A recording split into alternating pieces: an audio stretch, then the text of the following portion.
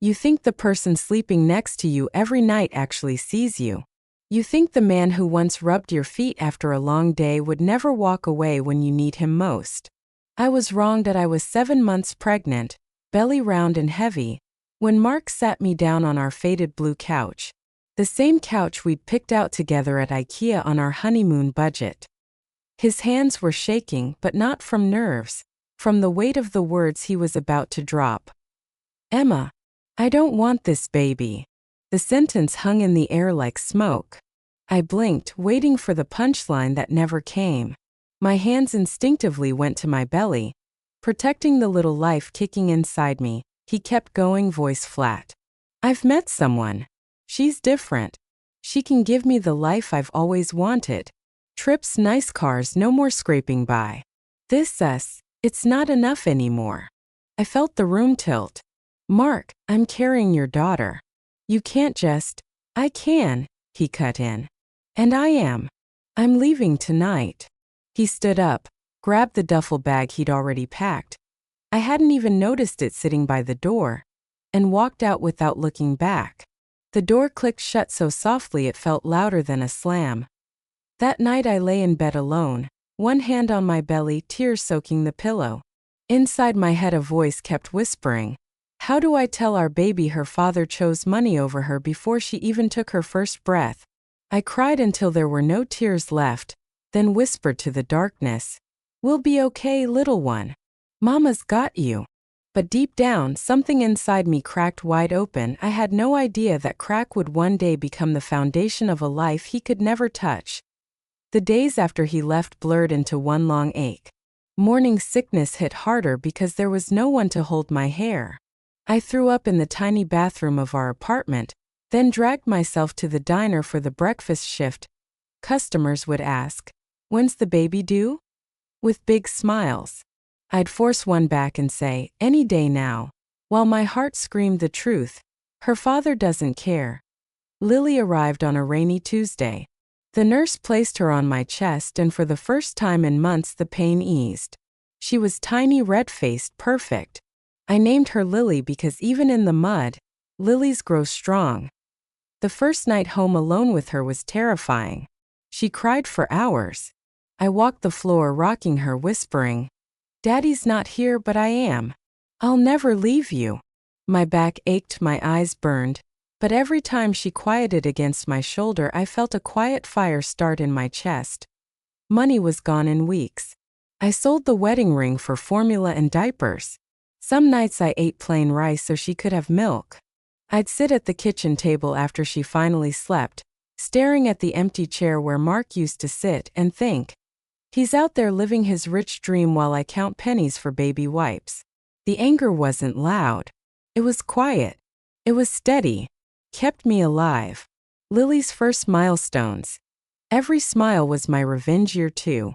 Lily took her first steps right in front of me on our worn carpet. She wobbled, arms out, and fell straight into my waiting hands. I laughed and cried at the same time, and no one to share the moment with. No proud that filming. Just me and my girl. I started working nights cleaning offices so I could be home with her during the day. I'd come back at 2 a.m. smelling of bleach, feet throbbing, and still read her the same bedtime story 3 times because she loved the way I did the voices. Her first word wasn't Dada. It was Mama. I cried so hard the neighbor knocked to check on me. Every milestone became proof I was enough. First birthday. I baked a cake with $3 worth of ingredients and we smashed it together on the floor. First day of preschool. I stood outside the gate fighting tears while she waved goodbye without looking back. Inside my head I'd hear Mark's voice saying, I don't want this baby, and I'd answer silently, watch me raise her better than you ever could. By the time Lily turned 5, I'd finished my online business degree at 3 a.m. while she slept. I started a small handmade jewelry shop on Etsy. At first it was nothing, $200 a month. But every sale felt like another brick in the wall I was building between us and the past. Lily started asking questions. Where's my daddy? I'd kneel down, brush her dark curls back and say, he had to go away for work, sweetheart. But we have each other, and that's everything. Some nights the loneliness hit like a truck. I'd scroll old photos and feel the betrayal rise again. He chose her. He chose luxury over midnight feedings and fevers. I'd close the laptop, look at Lily sleeping peacefully, and remind myself, the best revenge is the life he'll never be part of. I dated once a kind man named David. He was wonderful with Lily. But when he got serious, I pulled away. Trust was gone. Mark had taken that with him when he walked out the door. Section 5. Lily at 7. The year I stopped looking back, Lily started 2nd grade. She came home one day with a drawing. A mommy and a little girl holding hands under a rainbow. No, Daddy. When I asked why, she shrugged and said, Daddies leave sometimes. But you never do, Mommy. I hugged her so tight I almost couldn't breathe. That night I sat on the porch after she slept, looking at the stars, and made a promise out loud.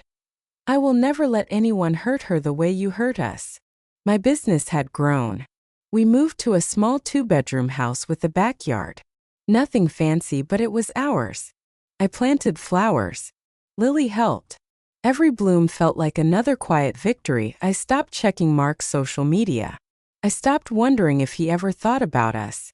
The anger had turned into something stronger, peace. Quiet, unbreakable peace. Lily was 9 when the letter arrived. Thick cream envelope. Lawyer's name on the front. My hand shook as I opened it. Dear Ms. Emma Thompson, your ex-husband, Mark Thompson, is requesting visitation rights and partial custody of your daughter, Lily. After a recent change in his circumstances, he wishes to reestablish a relationship. I read it twice. Then I laughed. A cold, hollow sound. 9 years. 9 years of nothing. No birthday cards, no child support, no phone calls. And now, because his rich life had crashed, he wanted back in. I sat Lily down that evening. Sweetheart, your father wrote to us. He wants to see you. She looked at me with those big serious eyes. Do I have to? No, I said softly. You never have to do anything that doesn't feel right. But inside, the old fire woke up. Not rage strategy. I knew I had to meet him. Not for closure. For protection. I replied to the lawyer. One meeting. Public place. No lawyers present. Just us. Section 7. The cafe confrontation. 9 years and 30 minutes. He walked into the cafe looking like a ghost of the man I married. Hair thinner. Eyes tired. Expensive watch gone. Emma, he said, voice cracking. You look good. I didn't smile. What do you want, Mark? He launched into the speech he'd clearly practiced. I made the biggest mistake of my life. She left me when the money ran out. I lost the house, the cars, everything. I've been thinking about Lily every day. I want to be her father. I want to make it right. I let him talk. Every word felt like nails on a chalkboard. When he finished, I leaned forward. You left when I was 7 months pregnant. You never sent a dime. You never called on her birthday. And now you want visitation? Custody. He reached for my hand. I pulled away. Emma, please. She's my daughter too. No, I said, voice steady. She's mine. I carried her. I raised her. I stayed when you ran. You don't get to demand anything after 9 years of silence. Tears welled in his eyes. I'm begging you. I stood up slowly. Beg all you want. Lily has a mother who never left. That's all she needs. I walked out without looking back. My hands were shaking, but my steps were sure. For the first time in 9 years, I felt completely free. Section 8. After the meeting, the real victory that night, Lily asked what happened. I told her the truth. Age-appropriate, gentle. He wanted to see you, but I said no. You get to decide when you're ready. Not him. She hugged me and whispered, I'm happy with just us, Mommy. The lawyer called once more. I told him the answer was no. Permanently. Mark tried one last text. I'll always regret this. I read it, then deleted it. No reply. My business had grown into a real company. We took our first real vacation, just me and Lily at the beach. She built sandcastles while I watched, heart full. The betrayal that once felt like it would break me had become the very thing that made me unbreakable. Section 9. The quiet revenge. Final reflection. People ask me how I did it. How I raised a happy, confident daughter alone after being abandoned the way I was. I tell them the truth. I stopped waiting for him to come back. I stopped hoping he'd regret it. I built a life so beautiful that his return didn't matter. That's the real revenge. Not yelling, not fighting, not destroying him. Just living so well that he becomes irrelevant. Lily is 10 now. She plays soccer, loves reading, and still draws pictures of just the two of us. She's kind, strong, and knows her worth. If you're listening to this and you've been betrayed, abandoned, left behind, hear me.